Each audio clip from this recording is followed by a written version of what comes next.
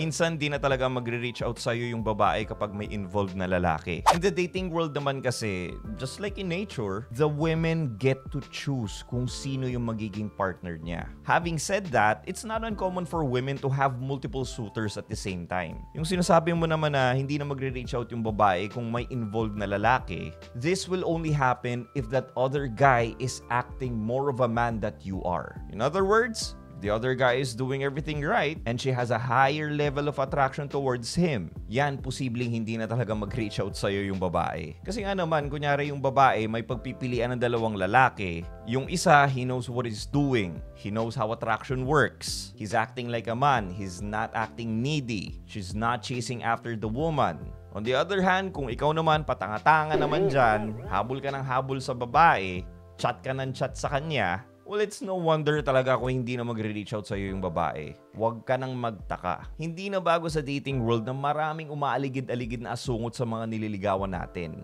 All you have to do is, number 1, of course, follow me sa channel ko. So you will learn more about attraction, dating, and relationships. Number 2, just keep your cool lang. Huwag ka magselos or something. Kasi once na magselos ka at magalit ka dun sa babae saying na, sino yung lalaking yun?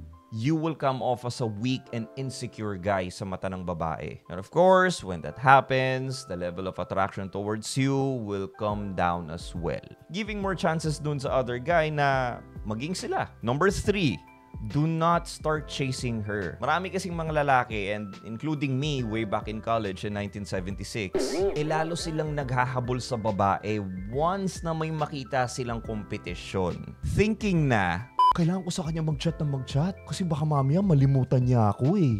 That is wrong. Maling-mali yan, sigarilyo. Doing that will actually do the opposite. If you start chasing her, mas lalo siyang magpo-pull away sa'yo. Bakit? Kasi chasing is feminine energy. We only have to pursue women 20 to 30% of the time lang. Anything more than that would already be chasing. And number 4 tip na mabibigay ko sa inyo is to keep dating her at least once a week.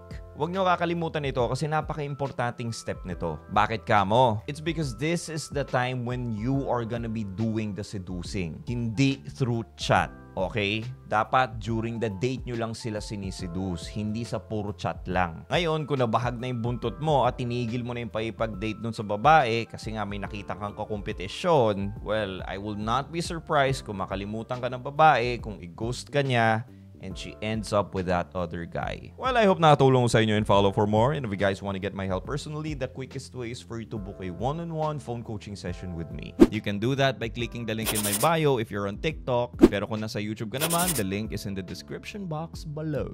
Hush!